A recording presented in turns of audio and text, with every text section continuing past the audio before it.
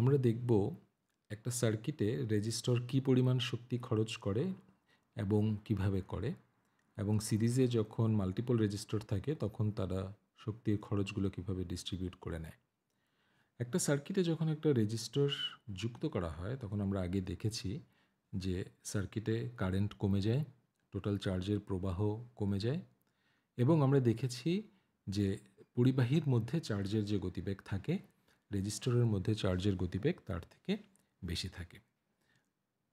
যেহেতু একই পরিমাণ চার্জ প্রতি সেকেন্ডে ফ্লো করাতে হয়, কাজেই রেস্ট্রিক্টেড বা সরু যে জায়গাটা থাকে রেজিস্টরের ভেতরে সেখানে টোটাল চার্জের পরিমাণ সমান রাখার জন্যে চার্জের গতিবেগটা বৃদ্ধি করতে হয়। এখন এই সার্কিটটাতে আমরা যদি দেখি যে এই রেজিস্টরটা এই ভোল্টেজ সোর্স থেকে যে চার্জটি বের হচ্ছে 10 জুল নিয়ে তার পুরো শক্তিটাই খরচ করছে। সাম্যাবস্থায় এই রেজিস্টরের মধ্যে চার্জের গতিটা এমনই থাকে যে সে যখন এই প্রান্ত থেকে এই প্রান্ত পর্যন্ত পৌঁছচ্ছে তখন সে 10 জুল এনার্জি খরচ করে। কিন্তু আমি যদি আরেকটি 1 ওহম রেজিস্টর সিরিজে যুক্ত করি তাহলে কি ঘটবে? আমার সোর্স কিন্তু একই আছে, রেজিস্টরের মানও কিন্তু একই আছে। এই সার্কিটে সে 1 ওহম রেজিস্টরটি 10 জুল খরচ করছে, কিন্তু এই রেজিস্টরে সে খরচ করবে 5 জুল। কেন?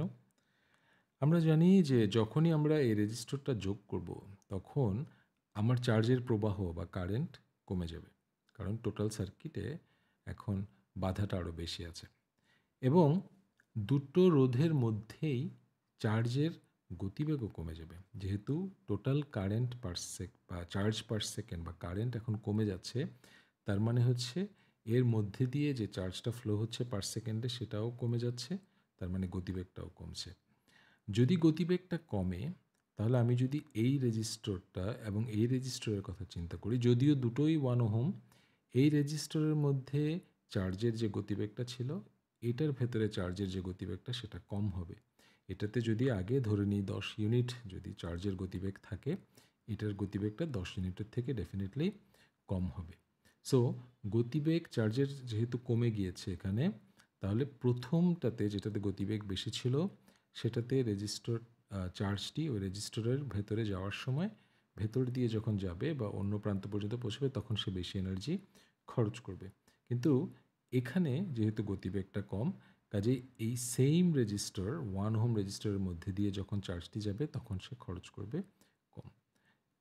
তো সেই সূত্রে আমরা বলতে পারি যে সাম্যাবস্থায় চার্জটি প্রথম রেজিস্টরে 5 জুল এবং পরের রেজিস্টরে 5 জুল খরচ করে ফাইনালি যখন এখানে পৌঁছাবে তখন তার টোটাল চার্জ হবে এটার নেগেটিভ প্রান্তের যে চার্জটার আছে সেটার শক্তির সমান।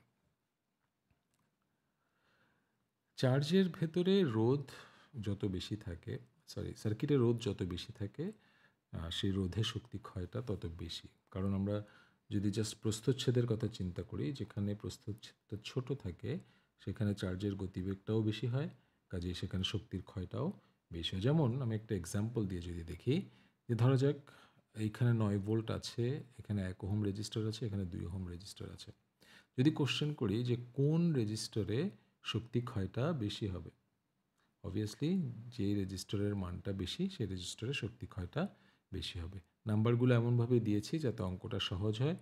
এইখানে একটা চার্জ যখন 9 জুল এনার্জি নিয়ে বের হয়, সে যখন দুটো সিরিজ রেজিস্টরের ভেতর দিয়ে যায়, একটা 1 ওহম এবং একটা 2 ওহম, তখন আমরা এক্সপেক্ট করতে পারি যে 2 ওহমসে সে 1 ওহমসে যে এনার্জিটা খরচ করছে তার ডাবল খরচ করবে। কাজে আমরা এক্সপেক্ট করবো যে 9 জুলের মধ্যে সে এটাতে 6 জুল খরচ করবে, এটাতে 3 জুল খরচ করবে। তার মানে এইটার অ্যাক্রসে ভোল্টেজ ড্রপ হবে 3 ভোল্ট, এটার অ্যাক্রসে ভোল্টেজ ড্রপ হবে 6 ভোল্ট। 3 ভোল্ট ভোল্টেজ ড্রপ মানে হচ্ছে এটার উপরের প্রান্তে চার্জের যে শক্তিটা আছে নিচের প্রান্তের শক্তি তার থেকে 3 জুল কম। 6 ভোল্ট মানে হচ্ছে এটার উপর প্রান্তে চার্জের যে শক্তিটা আছে নিচের প্রান্তে চার্জের শক্তি তার থেকে 6 জুল কম।